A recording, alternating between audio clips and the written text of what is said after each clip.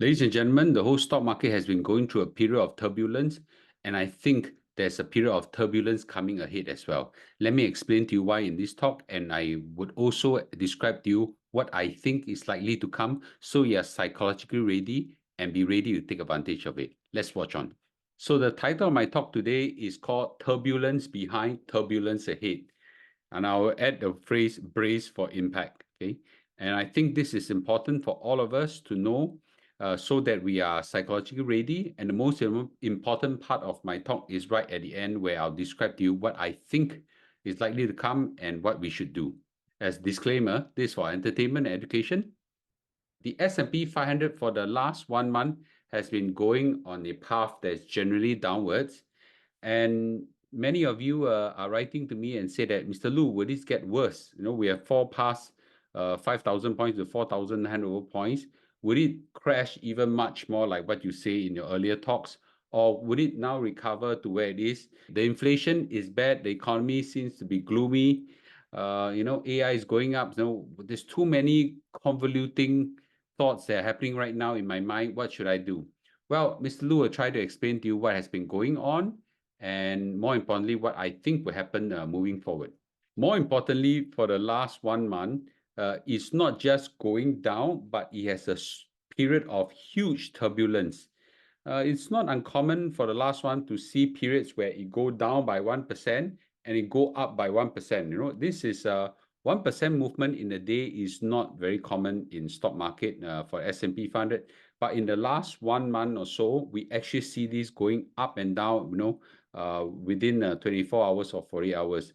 And that's something I've already predicted since the start of the year. I've been saying that most likely the stock market will go on a path this way with a lot of turbulence in between. I don't know whether the trajectory is still this way, but I know that what I say about turbulence has already happened, and I think will continue to happen. So what caused all this turbulence? Well, it's all about inflation, inflation, inflation. And since early of this year till now, all the inflation indicators has been unfortunately staying strong. And that's not good because inflation was what the Federal Reserve has been watching to decide whether to let the interest rate go down or to help it to stay high and maybe even increase the interest rate. So a indicator of inflation that the Federal Reserve has been looking at is called a PC inflation. And this PC inflation has just came in hot, right? The market has been expecting a 3.6%. It came in at 3.8%. So it's actually a bad news, right? But fortunately, on the same day that the PC inflation came out, many Magnificent Seven earnings report also came out, and they were exceedingly good. And that helped to cushion some of the effect and cause actually the stock market to actually push up. So let's see what are some of these Magnificent Seven results. First of all, it's worthwhile looking at Tesla. Tesla actually missed earning expectations. They were looking at some revenues of 22.3 billion. It came out short of that. Earnings per share also came out fall short. Free cash flow have a fall short by a significant amount.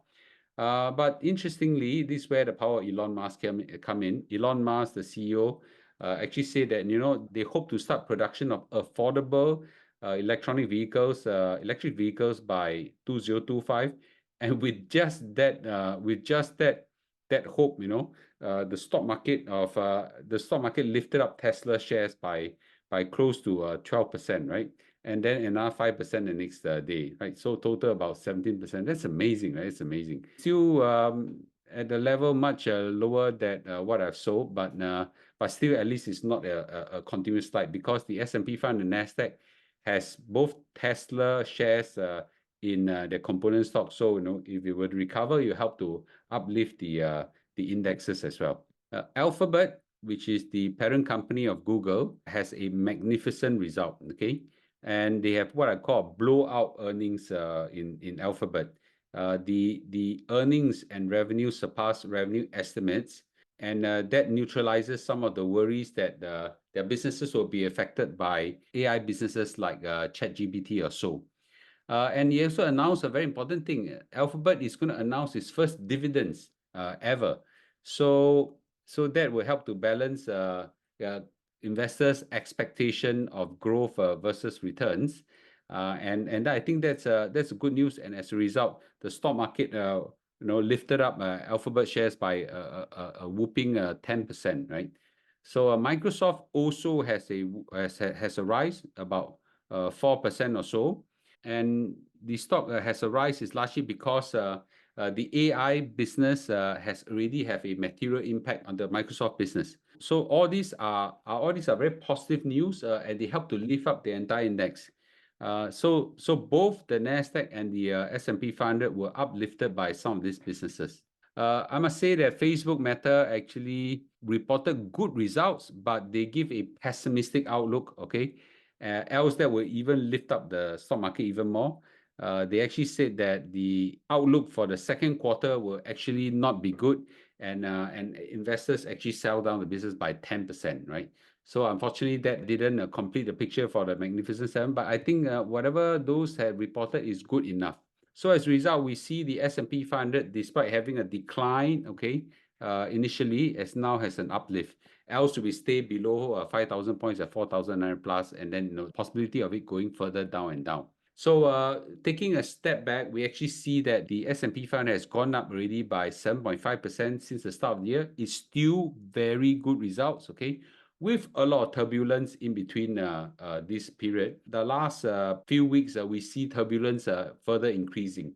And that's not very good for stock market investment. Investors like certainty, and turbulence and volatility is something they don't like. So, Mr. Loo, will it continue to go up right now, or it will go down, or so? No, nobody knows, right?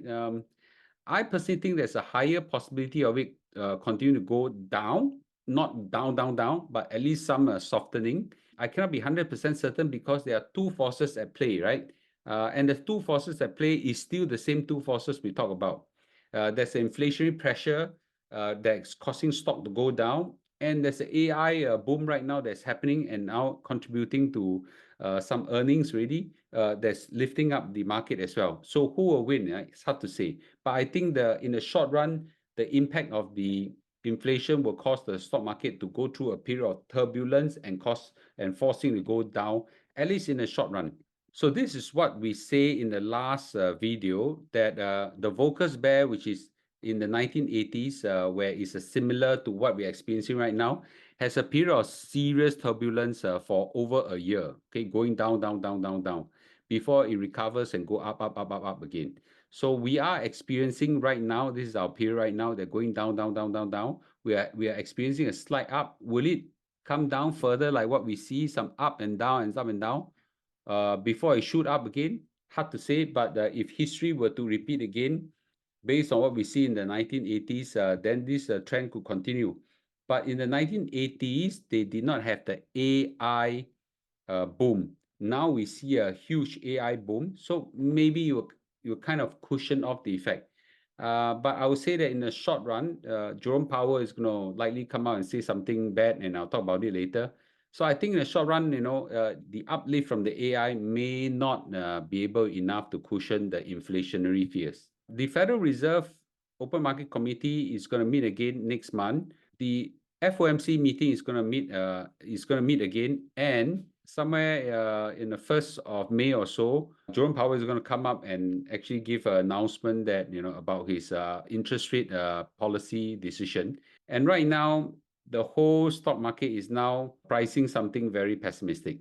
Originally, they were hoping, okay, for many rate cuts. Then they realized that there is Fed hope. They then reduce it to 3 rate cuts, and then they reduce it to 2 rate cuts. So the market right now is estimating a rate cut of at best 1 time, okay, 1 time. So the market know that inflation is really bad. If you got 1 rate cut, it's already very good. 1 rate cut is really very good. So this is not something we want to see for the stock market, but all these have been priced into the bonds market and stock market right now. Some bad news may turn out to be good news. The GDP of US has slowed down to 1.6% in first quarter, well below expectation. Is this good news or bad news? It's bad news that growth is slowing down, but it could be good news in the sense that it shows that inflation could possibly go down, as well as all the consumer buying and all the economic activity slowing down. So therefore, inflation will slow down as well. Therefore, there's also a need for Federal Reserve to stimulate through a rate cut, stimulate some economic activity. So bad news could be good news, like what we always said. So it is a lot of mixed signals. The likelihood of all these mixed signals is huge volatility. One day good news, one day bad news, one day good news, one day bad news, that kind of thing, right? So go boom, boom, boom, boom, boom, boom, boom, boom, boom, right? It's something that we have seen it for the last period, and now we should see it further on. That's why I say turbulence behind us and turbulence ahead of us as well. Now, I'm going to now predict what's going to happen in the next FOMC meeting, Federal Reserve Open Market Committee meeting on 1st of May. I'll just say that Jerome Powell is likely to be hawkish, and there are a few scenarios, and we should prepare for volatility. The three scenarios are this. Scenario number one is that inflation is clearly already bad, but Jerome Powell could say something like, no, but this could taper off. Now, maybe he sees some signals we don't see. He said this could taper off. We plan to execute those rate cuts as we have already predicted and forecasted. So that will be damn good news. The whole stock market will start to have a rally. I think this one Fed hope, okay? The next scenario is that, so the inflation is bad, so therefore we, the Federal Reserve, will continue to keep the interest rate high until we see convincing evidence that the inflation is coming down, then we'll cut the rates. This is most likely the scenario that Jerome Powell and his people will actually review. And this will not be good for the stock market, but it will not be the worst case. The worst case is this. Inflation is bad, and Jerome Powell say interest rate hikes are not off the table. We might have to increase interest rate to finish off these inflation fears once and for all. So now he did not even just say that the rates, interest rate will remain high. He said could even go higher. If he says that, then we are finished, okay? The stock market will have a fierce collapse, and we don't know how much will it go down, 5%, 10%, 15%. It could go into those kind of magnitude. I don't think this scenario is likely to happen. There is always this chance not likely to happen. So let's watch and see. I think scenario number two is most likely what Jerome Powell will say, and it will cause enough turbulence in the stock market moving forward. I've always said we look at history, it will tell us what's going to happen. So in the Paul Volcker's time, in the early 1980s, that path of inflation recovery took a long time with a huge amount of turbulence, right? So inflation then has this huge turbulence, go up, down, up, down, up, down, down, down. And we should expect the same thing. There's no reason why you should expect anything different. And right now we are seeing those kind of up, down, down, inflation recovery. But the good thing is that if you look at history, it's still a path going down, right? Still a path going down. So I think, we should take at least the view that inflation is actually still coming down, just that we're having very bumpy rides coming down. That caused the Federal Reserve to have a lot of reservation, and that will cause the whole stock market to have a lot of volatility. And this is what I call turbulence, and I always tell everybody, brace for impact, okay? That's turbulence. I'll just say this in closing, okay? Turbulence and market volatility is part of the game of the stock market. You have to be psychologically prepared for it. If you have a strategy that can last the test of time, in my case, I hold the S&P 500 and the NASDAQ, and regardless whatever happened, you just hold it, and go ride the path. I think I'm going to be okay. I cannot tell you whether you'll be okay, but I think I'm going to be okay. I cannot tell you what to do, but this is what I'm going to do. I'm going to stay the course. More importantly, this is my kung fu. Look away, right? Don't look at the stock market every day. Don't let emotion affect you. Go and do some other stuff. For me, I try to take care of my skincare. I'm going to do my businesses. I exercise, trying to keep myself healthy. And okay, just take a peek at the stock market and just look away, right? Knowing what is going to come in the economic environment, in the inflation environment, the interest rate environment, is already half the battle won. So if I'm psychologically prepared for it, then when it comes, it won't hit so badly. At that point in time, if market were to tank quite a lot, I will be prepared to fire a few more shots, okay? So anyway, this is what I think will happen. Let me know this is the same view that you might have. And as usual, thanks for watching. Remember, give like and subscribe to the video, and join us on our Telegram channel. Okay, and I'll see you in a day or two. Bye bye.